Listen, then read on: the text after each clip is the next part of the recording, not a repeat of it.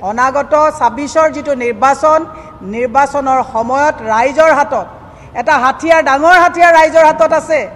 বিজেপিৰ হাতত পুলিচ আৰু বুলডোজাৰ আছে, অসমৰ ৰাইজৰ হাতত ভোটাধিকাৰ আছে। এইখন চৰকাৰ প্ৰথম গৰু চোৰ, মাটি চোৰ, কয়লা চোৰ, সাবসিডি মন্ত্ৰী ঘৈণীয়েকে সাবসিডি চোৰ, ভোট চোৰ, এদেও দুদেও লুটা নিয়াৰ চেও।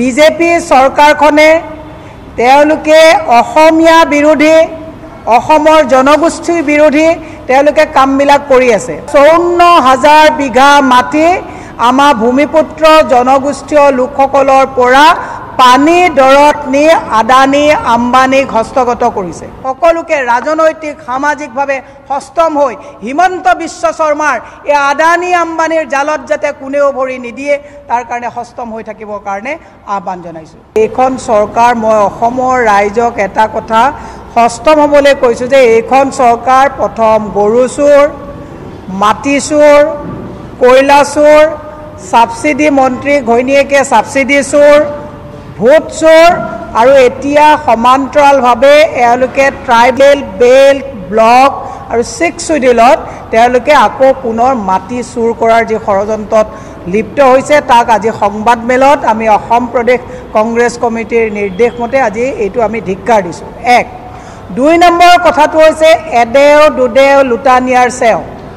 বিজেপি চৰকাৰখনে তেওঁলোকে অসমীয়া বিৰোধী, অসমৰ জনগোষ্ঠীৰ বিৰোধী তেওঁলোকে কামবিলাক কৰি আছে।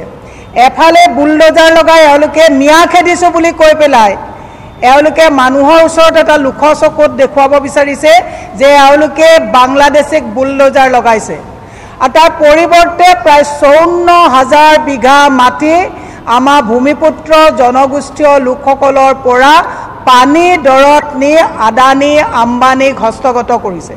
মই অসমৰ ৰাইজৰ জ্ঞাতাৰ্থে আজি জনাব বিচাৰিছোঁ, এওঁলোকে কেইদিনমানৰ আগত মন্দিৰ আৰু নামঘৰত পইচা দিছিলে আৰু এতিয়া মন্দিৰ আৰু নামঘৰৰ মাটিৰো পইচা তেওঁলোকে আদায় কৰিবৰ কাৰণে সেই মাটিৰো তেওঁলোকে পইচা বিচৰা আৰম্ভ কৰিছে।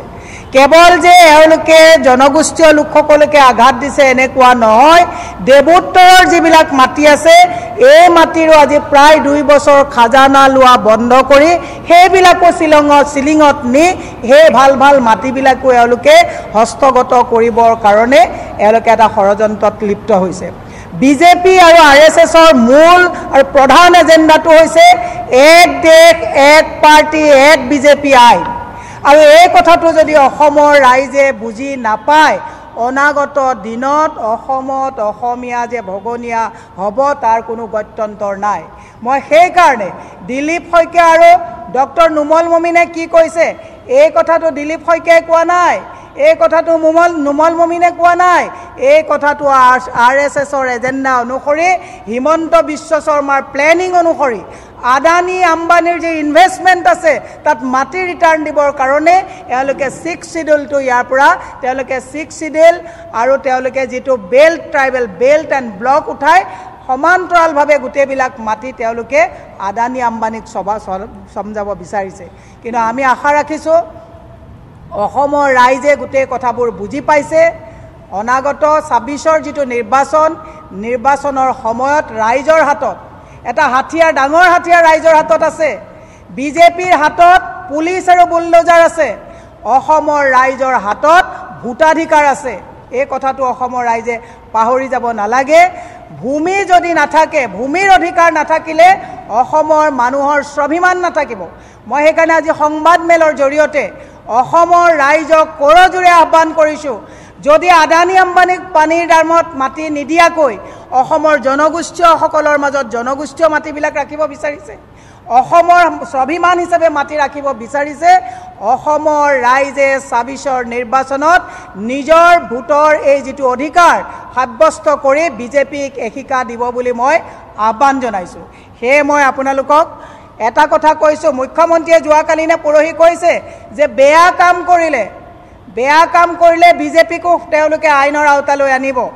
আজি একেলগে মই আপোনালোকক ভূমি নীতিৰ লগতে ভূমিৰ ওপৰত যি অত্যাচাৰ চলোৱা হৈছে, ভূমিপত্ৰৰ ওপৰত যি বুলডোজাৰৰ অত্যাচাৰ চলোৱা হৈছে, সেইটোৰ সমান্তৰালভাৱে কৈছোঁ, বেয়া কামৰ যদি বিচাৰ হয় তেতিয়াহ'লে গীৰগাঁৱৰ বিচাৰটো মুখ্যমন্ত্ৰীয়ে সোনকালে কৰিব লাগে। কেৱল বুলডোজাৰ লগাই গীৰগাঁৱে কথাটো পাহৰি গ'লে নহ'ব। আৰু মুখ্যমন্ত্ৰীয়ে বসুন্ধৰা আনি আমাৰ অসমৰ মাটিবোৰ কাৰ কাৰ হাতত আছে আনি লৈ গোটেই অসমৰ খিলঞ্জীয়া মানুহ, আজি যে ডিমা হাছাও, কাৰ্বি আংলং, পৰ্বতজোৰা, গোৱালপাৰা, ধুবুৰী, চাপৰ এইবিলাকত যে উচ্ছেদ কৰিছে এনেকুৱা নহয়। আজাৰত যাওক, আজি এৰ'চিটিৰ নামত আজাৰত তেওঁলোকে মানুহক তাৰ পৰা স্থানান্তৰ কৰিব বিচাৰিছে। লখৰাত যাওক, পাৱাৰ প্ৰজেক্ট বহাবৰ কাৰণে লখৰাত 28 ঘৰ মানুহ দৈনিক আমাৰ লগত যোগাযোগ কৰিছে, বাইদেউ এইবিলাক দোকান আমাৰ ইয়াৰ পৰা তেওঁলোকে আঁতৰাব বিচাৰিছে। সৰ্বত্ৰে য'ত য'ত ভাল মাটি দেখিছে হিমন্ত বিশ্ব শৰ্মাই এই মাটিবিলাক আদানী আম্বানীক চমজাব বিচাৰিছে। অসমৰ ৰাইজলৈ এটাই প্ৰশ্ন মই এৰিছোঁ, অসমৰ মাটি আদানী আম্বানীক দি আদানী আম্বানীৰ কোম্পানীত আপোনাৰ শিক্ষিত ল'ৰাক চকীদাৰ, পিয়ন, ড্ৰাইভাৰ কৰিব বিচাৰিছে নে অসমত তেনেকুৱা কোনো থলুৱা কোনো ইণ্ডাষ্ট্ৰিয়েলিষ্ট নাই নেকি?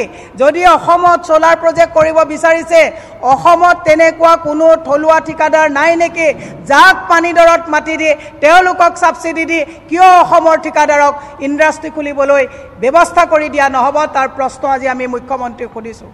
মুখ্যমন্ত্ৰীক আমি সুধিব বিচাৰিছোঁ, কাৰ্বি আংলঙত যদি পাৱাৰ প্ৰজেক্ট বনাবলগীয়া হয় আদানীক 3000 বিঘা কিয় দিব? জনগোষ্ঠীয় কিয় ঠিকাদাৰক মাটি দি পেলাই তাত ছাবচিডি জনগোষ্ঠীয় লোকক কিয় নিদিব? ইয়াক বৃহৎ প্ৰশ্ন।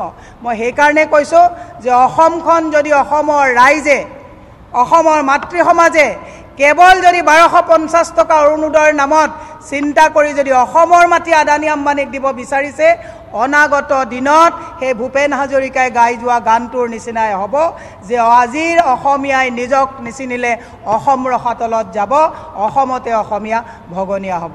সেয়ে মই দীঘলীয়া নকৰি আপোনালোকক আহ্বান জনাইছোঁ, সংবাদ মাধ্যমৰ জৰিয়তে সংবাদ গোষ্ঠীত থকা লোকসকলৰ এটা দায়িত্ব আছে যে ভূমিৰ অধিকাৰ যাতে অসমৰ ভূমিৰ অধিকাৰ যাতে অসমীয়াৰ হাতত থাকে, জনগোষ্ঠীয় লোকসকলৰ ওপৰত থাকে, সেইটোকে আহ্বান জনাই সকলোকে ৰাজনৈতিক সামাজিকভাৱে সষ্টম হৈ হিমন্ত বিশ্ব শৰ্মাৰ এই আদানী আম্বানীৰ জালত যাতে কোনেও ভৰি নিদিয়ে তাৰ কাৰণে সষ্টম হৈ থাকিবৰ কাৰণে আহ্বান জনাইছোঁ।